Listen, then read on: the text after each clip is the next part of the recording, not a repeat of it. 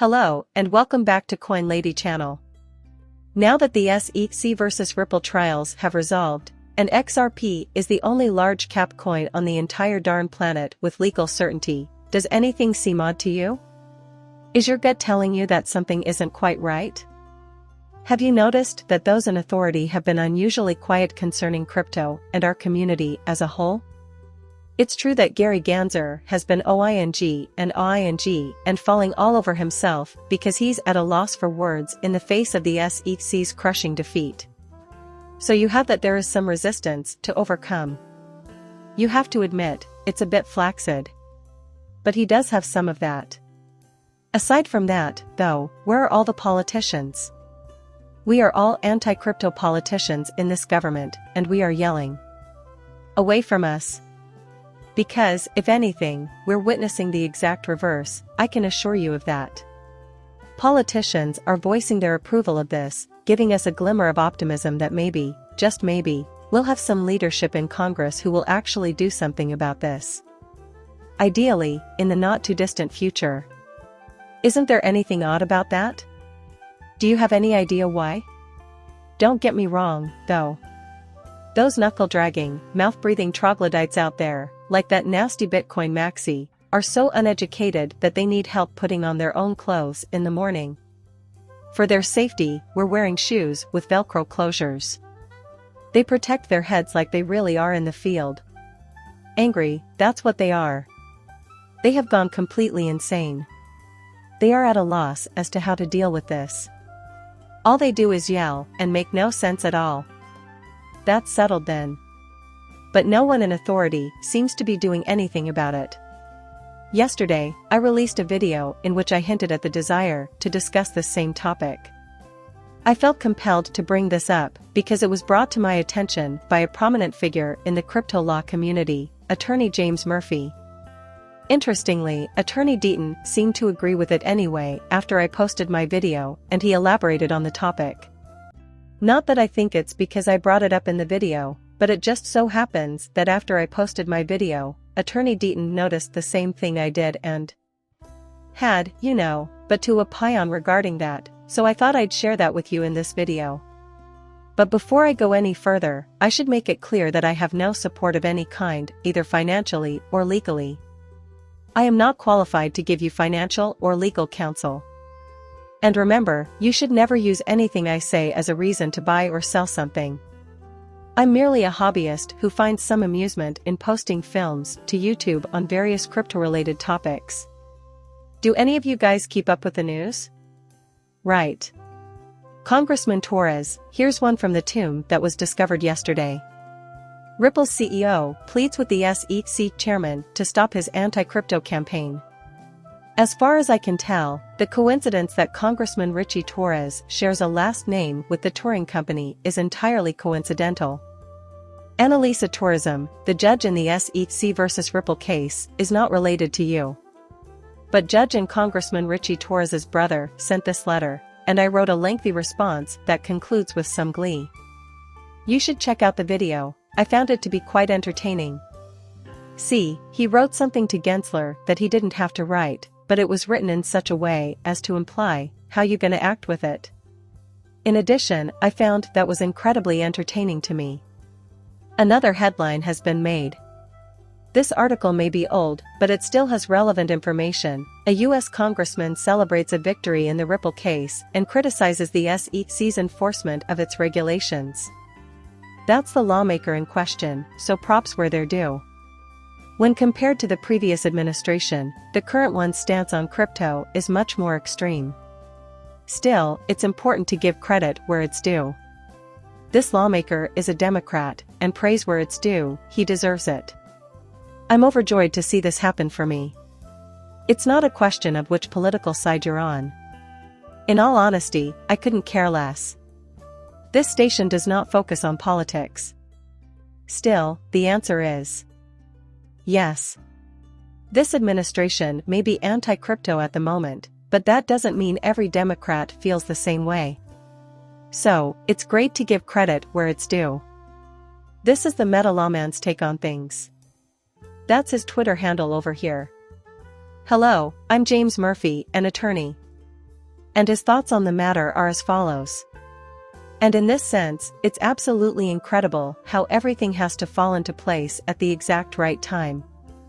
And now, a week after this verdict, we aren't even getting real opposition. And that's saying a lot. This is, then, what he had to say. All things considered, have you seen how mild the criticism of Judge Torres and her rippling judgment has been? Senator Elizabeth Warren won't be tweeting any nasty comments. There has been apparently no anti-crypto army recruitment. There was no opinion piece with a definitive stance in today's New York Times. First, this makes sense since Judge Torres is competent and has the credentials necessary for the position she has as a Democrat-appointed New York State judge. She is a graduate of Harvard College and Columbia Law School. Jury member for many years. Third, her father and grandparents both served as judges and legislators for New York State. Fourthly, President Obama named Judge Torres to the federal bench, which is a major development. Hold on. Keep it in mind. This administration is notoriously cryptophobic, but in order to successfully push back, they'll have to eat some of their own dog food. Judge Torres has, in fact, made a reasonable ruling. Our new judge is fantastic. The new judge, Annalisa Torres, is an excellent choice. It was demonstrated by her. According to Attorney Murphy, this has helped ease tensions surrounding the ruling. Nobody thinks Torres, the judge, is on the side of the crypto guys. She simply enforced the law without showing any partiality. In any case, congrats. Absolutely correct. So the SEC is not only smiling broadly across their faces, but also smiling broadly across their mouths. They're not only allowed to do that, but they're ecstatic to witness it. They didn't know what the heck to do, and this anti-crypto administration didn't know what to do. I'll have 2 of those, please. Therefore, lawyer John Dean provided the following via a retweet of the original thread. A rigid application of a 1946 test to contemporary blockchain technology is all that the so-called Torres Doctrine is. The SEC contended that certain types of XRP sales violated the law, therefore Judge Torres applied a rigorous version of the Howey test to each. It is irrelevant to him whether the asset or enterprise, i.e. XRP, is speculative or non-speculative, and it is irrelevant to us whether the asset itself has intrinsic value or not. In other words, Judge Torres did nothing more and nothing less than the Supreme Court in making it crystal clear that all that matters in an investment contract transaction or scheme is whether the Howey test is satisfied. Hard stop. You can ask me how often I see Kim Jong-Ganzer by applying the Howey factors hard stop and funny pause. And how many of his little monster offspring in the field of healthcare law already exist? What's the count? Have you seen them fluttering their wings and yelling about how people are speculating on XRP, only to later bring up intrinsic value that has nothing to do with the Howey test or legal precedent? Why did they put so much emphasis on that?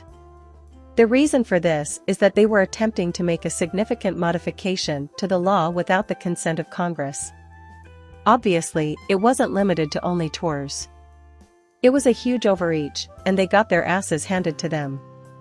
Oh, what a D***K of a response. Really looking forward to it. But that's the price you pay for reaching too far. Indeed, such was the case. Indeed, they do. Simply fantastic. The perpetrators genuinely believed they would be able to avoid punishment. They hoped that if they could just find a dupe judge to buy into this, they could establish a precedent that isn't grounded in the law or the permission of Congress. That was the desired outcome. They thought those kinds of remarks would alter public opinion. But they failed to comprehend. According to John Dean, the Howey test was passed with flying colors for institutional sales.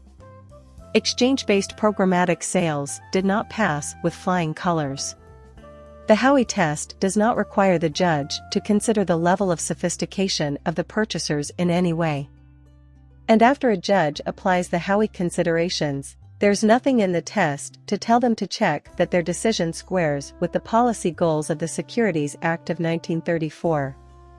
Keep in mind that in 1934 or 1946, there was no such thing as Google or the Internet. It's possible that the policy priorities of 1934 aren't the same as the ones we need to focus on now. But it is up to Congress to decide. A judge's role is to interpret and implement the law as it currently stands. Torres actually did that. He read the SEC versus Coinbase court transcript. Case. The judge, who is a colleague of Judge Torres and the Southern District of New York, questioned the SEC what resources are available to help industry players determine which tokens are and are not securities. In response, the SEC argued that the Howey case offers useful insight into the simply starts with all the information they require to make their choices. To hear the SEC and Gary Gensler tell it, it's been crystal apparent for the past 76 years what constitutes a security and what doesn't. Therefore, all Judge Torres did was apply this plain and concise rule to the established facts of the Ripple case. Just as I mentioned, today on U.S. television, a program devoted to crypto law was aired. Verify, please refer to footnote 13. Even if the SEC succeeds in having the Second Circuit overturn her decision, the matter will simply be remanded for further consideration. And I won't be scrolling this up to read it in its entirety. This is the point when you can stop reading the main text and read the footnote. But I'll keep on truckin' regardless. Attorney Deaton then claims that Judge Torres did not rule on whether or not the first and second prongs of the Howey test were met by programmatic sales on exchanges. Even if the Second Circuit were to reverse her on the third factor, which I highly doubt they would, she would simply apply the first two factors. Since the SEC's expert opinion was thrown out of court, the judge has two options: either send the case back to the jury and argue that XRP holders and Ripple do not have a common enterprise, or send it back to the jury and have them decide whether or not XRP holders and Ripple had any consumptive purpose. The SEC faces a challenging obstacle in the form of common enterprise. She may reach the same conclusion if she only considered the first two considerations. As attorney Louis Cohen pointed out today, Judge Torres's judgment was a sound application of the Howey test, and the SEC missed the point in the previous time.